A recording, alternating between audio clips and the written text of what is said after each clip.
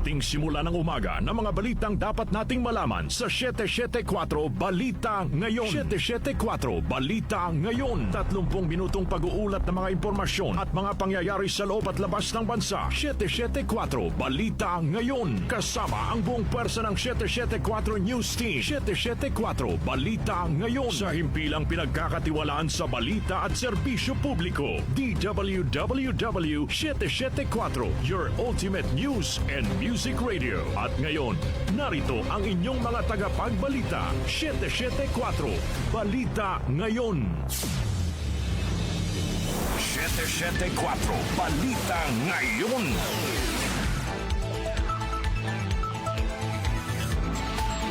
Magandang umaga Luzon, Visayas, Mindanao, Pilipinas. Ngayon po ay araw ng Miyerkules, July 22, 2026. Narito na ang 774 Balita Ngayon. 774 Balita Ngayon. Nakuha na po natin ang ating mga headlines. NBI Director Melvin Matibag humarap sa impeachment trial ni VP Sara Duterte. Matibag iginiit na ang banta sa Pangulo ay katumbas ng banta sa seguridad ng bansa. NBI may persons of interest na sa umano'y pagbabanta ni VP Sara Duterte sa buhay ni na Pangulong Ferdinand Marcos Jr., First Lady Liza Araneta Marcos at dating House Speaker Martin Romualdez. Senate Impeachment Court inanunsyo na walang impeachment trial sa July 27 at 28. Bagong schedule ng paglilitis inilabas na rin. Vice President Sara Duterte biyahing abroad para sa isang personal trip. Pangulong Ferdinand Marcos Jr. ipinatawag ang Chinese ambassador dahil sa insidente sa Ayungin Shoal. 2 araw na tigil pasada ikakasa ng transport group na Manibela simula ngayong araw.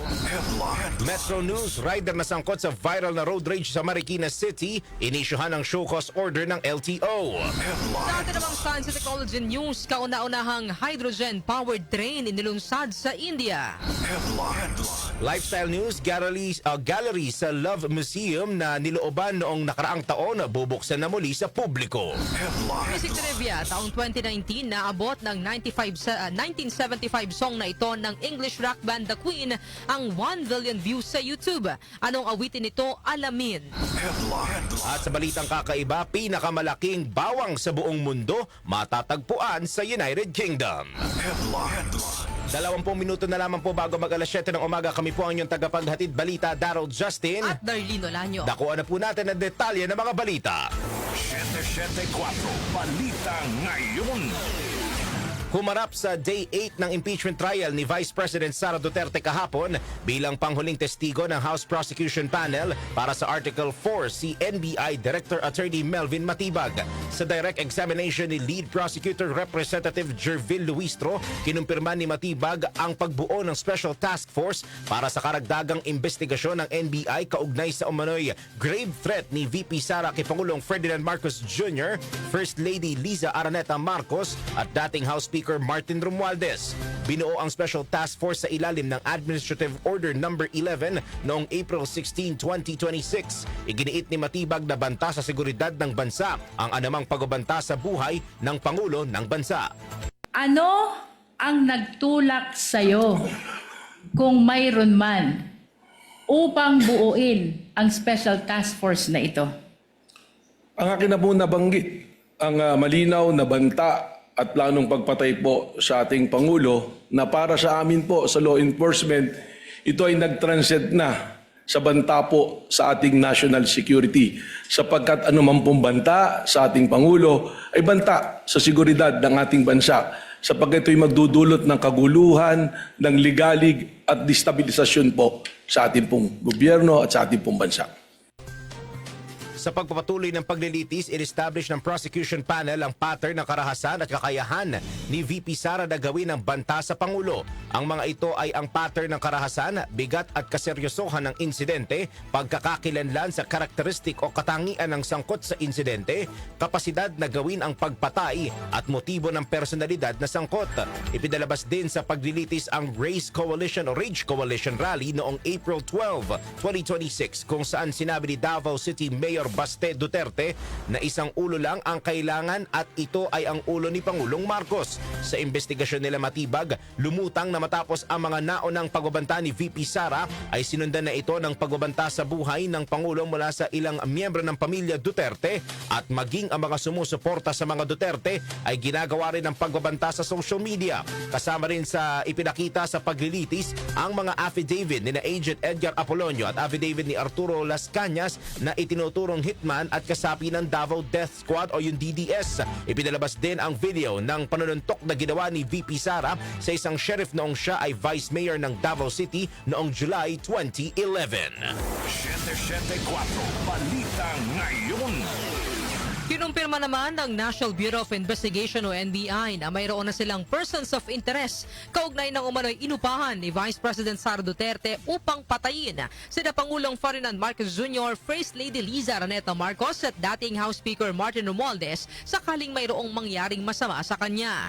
Sa ikawalong araw ng impeachment trial ng pangalawang Pangulo, sinabi ni Matibag na mayroon na silang mga leads at na-establish na persons of interest na maaaring makapagturo sa umano'y kinausap ng pangalawang Pangulo. Inihayagri ni Matibag na posible ring isa sa mga persons of interest nila ang siya mismong nakausap ni VP Sara. Ayon kay Matibag, ang persons of interest ay maaaring makapagbigay linaw sa investigasyon. Gayunman, tumanggi ang opisyal na ibunyag ang pagkakakilanlan ng mga ito. Sa ngayon, nagpapatuloy ang investigasyon ng NBI kaugnay sa pagbabanta ni VP Sara. Ano ang inyong napag-alaman, kung mayroon man, kaugnay ng tao na kinausap ng Vice Presidente upang patayin ang Pangulo, ang First Lady at ang former Speaker? Sa ngayon po, ang aming pong investigasyon at ang task force is a continuing and active investigation of the threat to the President.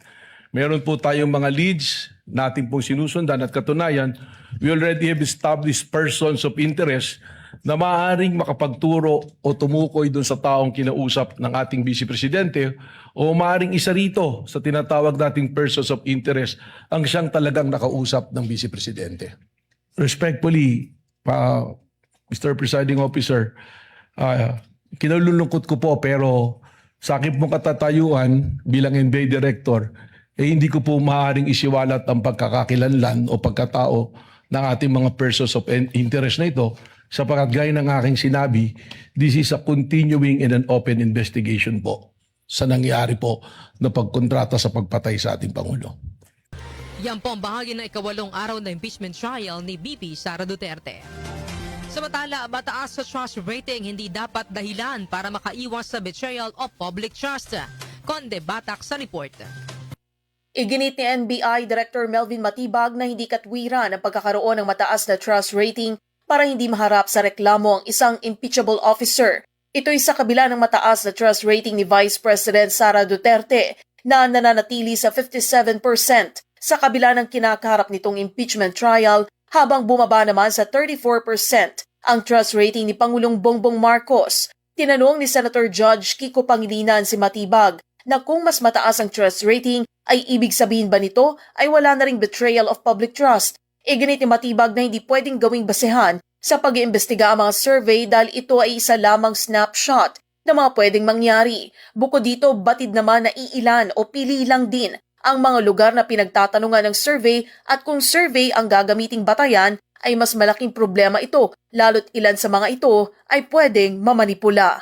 Yung betrayal of public trust, malinaw naman po yan na nakasaad sa konstitusyon na ito ay isang basihan ng impeachment. At saan po pumapasok ang betrayal of public trust? Pag meron ka pong ginawa na pag-violate, not necessarily criminal, hindi kailangan ng conviction, kundi sinasabi po, pag tinignan natin yung discussion po ng ating Constitutional Committee ng ginawa yan, binabanggit nga po dyan yung betrayal of public trust, yung hindi mo pagtupad sa yung oath of office, that will qualify as a betrayal of public trust. Base sa batas, base sa konstitusyon, pwede kang ma-convict. Whether negative or positive trust rating, pwede ka pa rin ma-convict o ma-acquit. Conde Batak ng DWWW 774, your ultimate music radio. Maraming salamat, Conde Batak. 774 Balita Ngayon. Inanunsyo ni Senate Impeachment Court Presiding Officer Chis Escudero na walang impeachment trial sa Lunes, July 27 at sa Martes, July 28. Ayon kay Escudero, ito ay upang bigyang daan ang ikalamang State of the Nation Address o SONA ni Pangulong Ferdinand Marcos Jr. sa darating na Lunes, habang sa Martes naman ay bibigyang daan ang kontrasona ng minorya na bahagi na ng tradisyon ng dalawang kapulungan ng Kongreso. Sinabi ni Escudero na ang susunod na paglilitis para sa susunod na linggo ay gaganapin sa Miyerkules, July 29, pero mula sa araw na iyon ay sisimulan na ang impeachment trial ng alas 10 ng umaga hanggang alas 4 ng hapon. Lunes hanggang Miyerkules pa rin ang araw ng impeachment trial. Ilalaan naman ang alas 4 ng hapon at mga susunod na oras para sa sesyon at sa committee hearings. Ito na ang susundin na schedule ng Senado para mahati ang kanilang oras at tungkulin bilang mga senator, judge at mga mambabatas. 774 Balita Ngayon. Kinumpirma ng Malacanang na umalis ng bansa si Vice President Sara Duterte para sa isang personal na biyahe. Ayon kay Palace Press Officer Claire Castro, may travel authority ang Vice Presidente mula July 16 hanggang July 31, 2026. Sa naturang biyahe, bibisita si VP Sara sa Qatar, Germany, United Kingdom, Northern Ireland at Netherlands. Samantala, sa isang pahayag, sinabi ng Office of the Vice President o OVP na kabilang sa biyahe ni VP Sara ay ang pagpunta sa Qatar, pagdalo sa isang forum at event kasama ang Filipino community sa United Kingdom at sa Netherlands. Nilinaw rin ang tanggapan na walang gagamiting pondo ng gobyerno si VP Sara para sa kanyang buong biyahe. Samantala, PNP pinaigting ang cyber patrolling upang mapigilan ang banta ng cyber attack sa nalalapit na SONA ni Pangulong Ferdinand Marcos Jr. Detalye po ihatid ni Angel Garcia.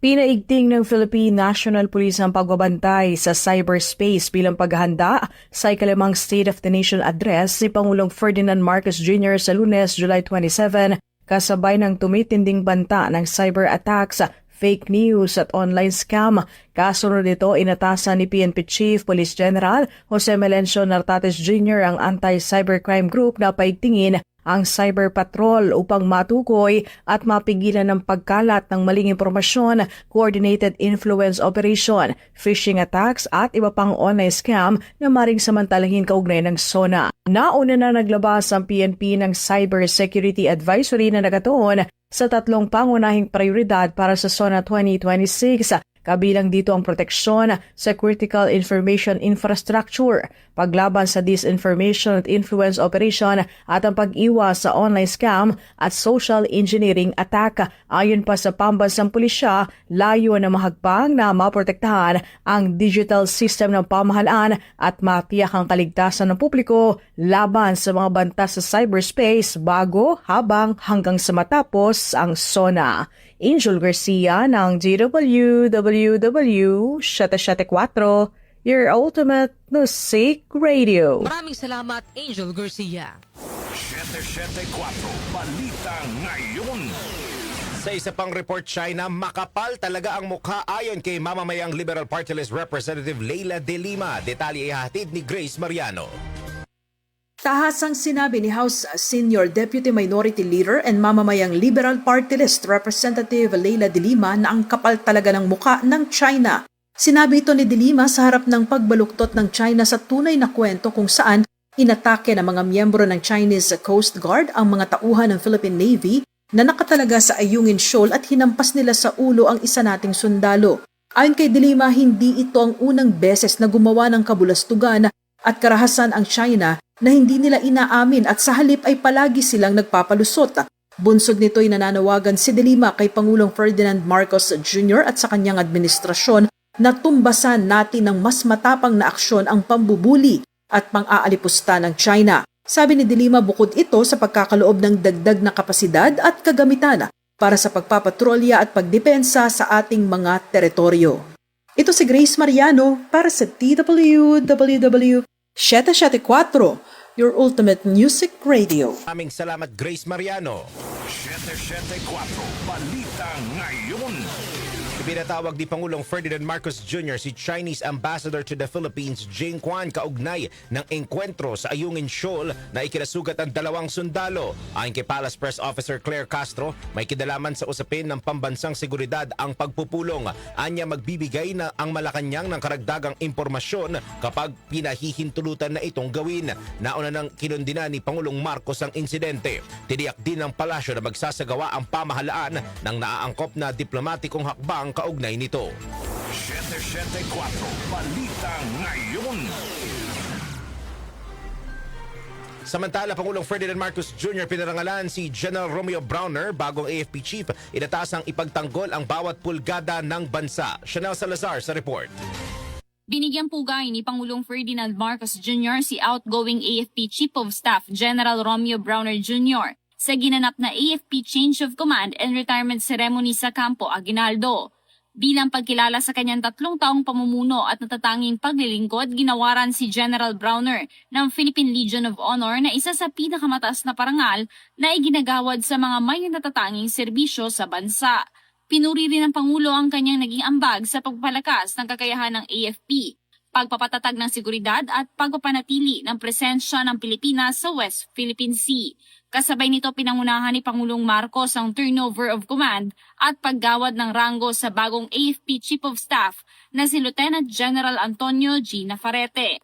Inatasan niya si Nafarrete na ipagtanggol ang bawat pulgada ng teritoryo at karagatan ng Pilipinas at tiyaking ligtas ang sambayanang Pilipino. Muli ring tiniyak ng Pangulo ang patuloy na suporta ng pamahalaan sa modernisasyon, kahandaan at kapakanan ng sandatahang lakas upang mapanatili ang kapayapaan at mapangalagaan ang soberanya ng Pilipinas. Ako si Chanel Salazar ng DWWW 774, your ultimate music radio. Maraming salamat, Chanel Salazar. 774 Balita Ngayon. Kasado na simula ngayong Miyerkules hanggang bukas July 23 ang 2 araw na tigil pasada ng Grupong Manibela bilang protesta sa sunod-sunod na pagtaas ng presyo ng mga produktong petrolyo.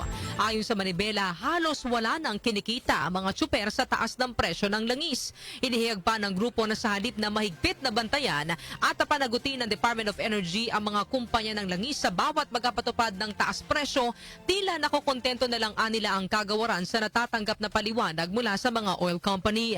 Sinabi pa ng Manibela na sa ngayon ay may mga ulat pa na may mga gasolinahang naubusan ng supply bago ang big-time oil price hike, bagay na nararapat anilang imbestigahan ng DOE.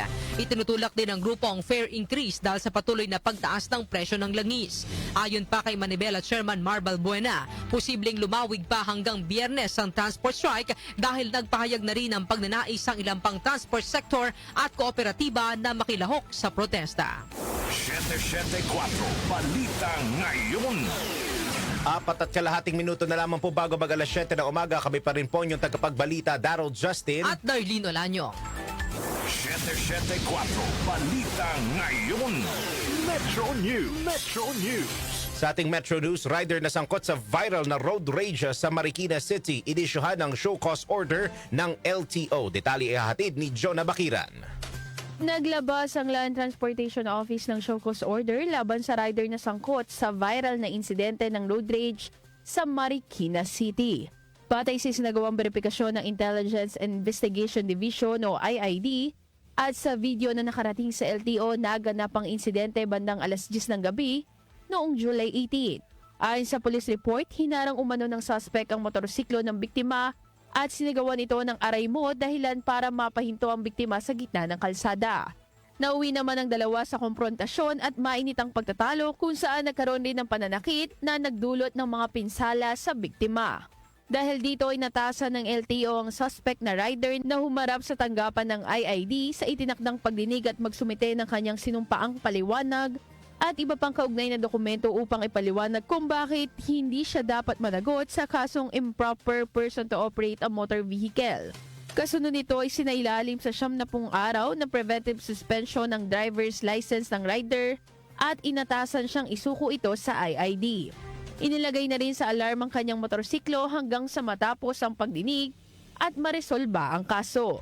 Inaanyayahan rin ng LTO ang biktima na dumalo sa clarificatory hearing sa itinakdang pagdinig at magpresenta ng mga orihinal na dokumento at iba pang kaugnay na ebidensya na may kinalaman sa insidente na maaaring makatulong sa masusing pagresolba ng kaso. Ako po si Jonah Bakira ng DWWW 774 Ultimate Music Radio. Maraming salamat, Jonah Bakiran. Foreign exchange rates. Foreign exchange rates. Darito naman po ang update sa ating foreign exchange rates. Ang palitan ng piso kontra dolyar ay nasa 61 pesos and 69 centavos, 70 pesos and 41 centavos naman ng palitan ng piso kontra euro, habang ang British pound ay nasa 82 pesos and 86 centavos. Ang palitan naman ng piso kontra Saudi Riyal ay nasa 16 pesos and 43 centavos, habang ang Japanese yen ay nasa 38 centavos.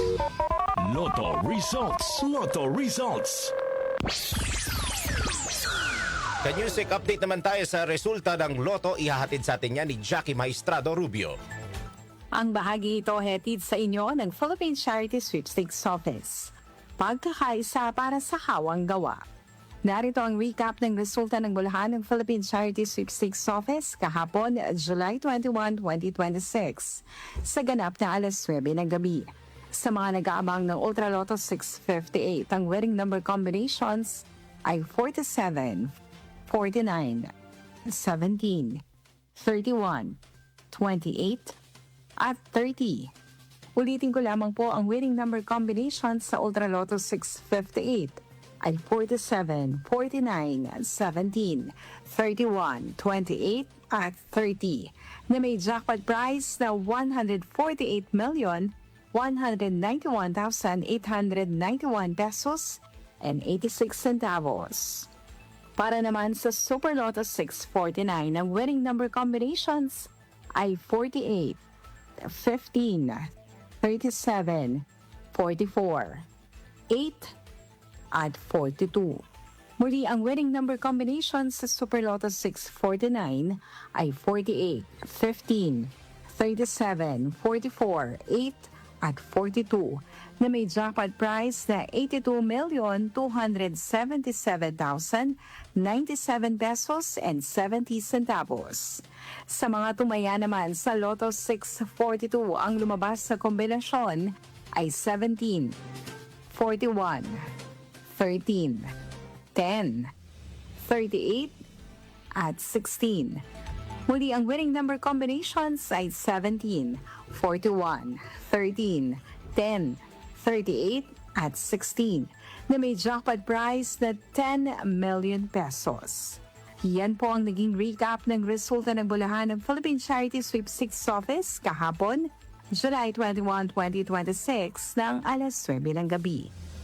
Para naman sa ating jackpot estimates mamayang gabi, 18 million pesos para sa Mega Lotto 645, habang 90 million pesos naman sa Grand Lotto 655. Ang bahaging ito ay atid sa inyo ng Philippine Charity Sweepstakes Office. Pagkakaisa para sa hawang gawa. Ako po sa Jackie Maestrado Rubio ng DWWW 774, your Ultimate Music Radio. Maraming salamat, Jackie Maestrado Rubio. Science and Technology. Science and Technology. Kauna-unahang hydrogen-powered train nilunsad sa India. Detalye po ihahatid ni Rose May Miranda. Formal nang ipinakilala ng India ang kanilang kauna-unahang tren na gumagamit ng hydrogen sa gitna ng pagsusumikap ng bansa na bawasan ang carbon emissions at ang pagdepende nito sa fossil fuels sa sektor ng transportasyon. Pinasinayaan ni Indian Prime Minister Narendra Modi ang 10-coach train na tinawag na Namo Green Rail sa Jind, Haryana na tumatakbo ng 89 km na ruta sa pagitan ng Jind at Sonipat at pinapagana ng isang 1,200 kilowatt hydrogen fuel cell propulsion system na inilarawan ng mga opisyal bilang most powerful para sa isang tren. Gumagamit ang mga hydrogen train ng mga fuel cell upang lumikha ng kuryente sa pamamagitan ng pagsasama ng hydrogen at oxygen kung saan tubig at singaw lamang ang ibinubuga nito. Ayon sa Ministry of Railways, ang tren ay ganap na binuo sa India, bagamat inamin ng mga opisyal na ang ilang pangunahing bahagi tulad ng fuel cells ay inangkat mula sa ibang bansa. Nagtayo na rin ng pamahalaan ng malaking hydrogen storage at refueling facility sa Jind na may kapasidad na 3,000 kilo upang suportahan ang operasyon nito. Bagaman umabot sa humigit kumulang $12 million sa nagasto sa pilot project na ito at mas mahal kumpara sa mga karaniwang tren, umaasa ang mga opisyal na bababa rin ng gastos habang patuloy na umuunlad ang teknolohiya. Nakiisa sa hakbang na ito ng India ang ilang bansa tulad ng Germany, Japan, China at Amerika na nagtatest o nag-ooperate ng hydrogen-powered trains. Manatiling may kaalaman sa gamit teknolohiya sa gitna ng pagiging moderno ng ating mundo. Ako si Rosemary Miranda ng DWWW Shatek 4, Ultimate Music Radio. Maraming salamat, Rose May Miranda. Lifestyle News. Lifestyle News. Gallery sa Love Museum na nilooban noong nakaraang taon bubuksan na muli sa publiko. Ang detalye hatid ni Mika Fajardo. Muling bubuksan sa publiko ang Apollo Gallery ng Louvre Museum sa Paris, France. Halos isang taon matapos manakaw ang walang French crown jewels na nagkakahalaga ng 88 million euros o humigit kumulang 6.2 billion pesos noong 2025. Ayon sa mga ulat, wala na mga gemstone na ilalagay sa gallery at ibabalik ito sa orihinal nitong tungkulin noong ika-17 siglo bilang isang state gallery, habang inaasahang dadalo rin sa pagbubukas si Culture Minister Catherine Pegard. Sinabi ni Louvre Museum President Christophe Leribol na inalis na ang lahat ng dating nakadisplay ng mga halagang koleksyon at ililipat ang mga natitirang ala sa isang high-security vault na itatayo sa ibang bahagi ng museo. Matatanda ang noong October 19, 2025, walong crown jewels ang tinangay ng mga magnanakaw na nagpanggap ng mga construction worker at gumamit ng truck-mounted lift upang makapasok sa gallery. Nagdulot ng matinding pagkabigla ang insidente at naglantad ng mga kahinaan sa seguridad ng pinakabinibisitang museo sa mundo na humantong sa pagpapalit ng pamunuan ng Louvre at panawagan ng isang parliamentary commission na palakasin ang seguridad sa mga museo sa France. Ako po si Mika Fajardo ng DWWW Shatek 4, your ultimate music radio. Maraming salamat, Mika Fajardo. Music Trivia. Music Trivia. Sa atin naman pong music trivia, taong 2019, naabot ng 1975 song na ito ng English rock band The Queen ang 1 billion views sa YouTube. Ano po ang awiting ito? Alamin po natin sa music trivia ni Kenny Gacosta. Blessed Wednesday morning, narito na ang hatid ko sa inyong music trivia. Ngayong petsa na ito, July 22 taong 2019, naabot ng 1975 song na Bohemian Rhapsody ng English iconic rock band The Queen ang 1 billion views sa video sharing platform na YouTube. Dahil dito ang awitin na naging kauna-unahang pre-1990s visual na nakuha ang nasabing milestone sa naturang platform. Bago ito, pinangalanan din ng Google ang Bohemian Rhapsody bilang most googled song of 2018.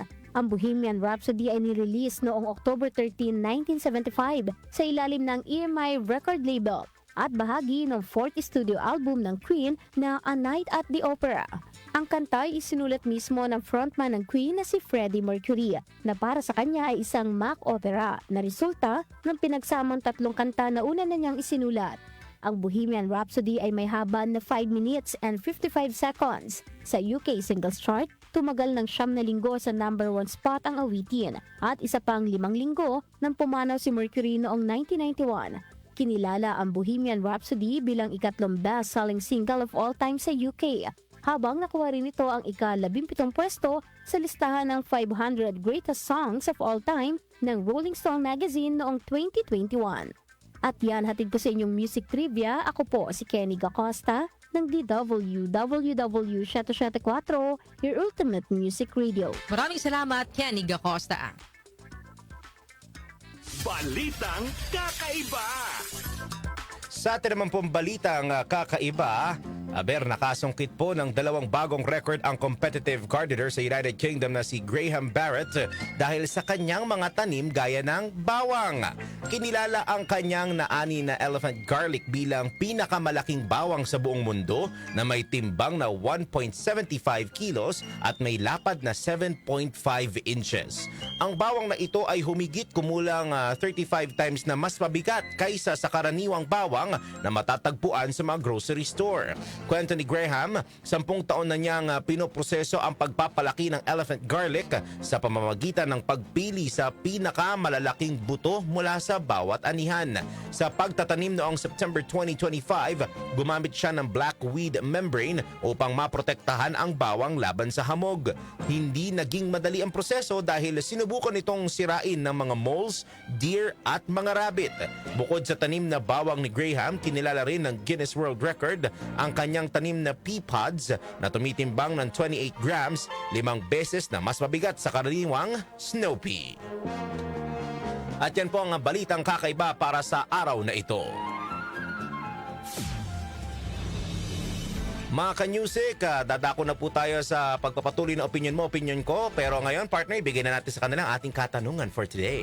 Ang ating pong katanungan, wala kayang epekto sa mga Pinoy ang impeachment trial laban po kay Vice President Sara Duterte kasunod ng positibo na pananaw ng maraming Pilipino sa pagganap niya sa tungkulin batay po sa pinakabagong SWS survey para sa ikalawang quarter ng 2026 at bakit?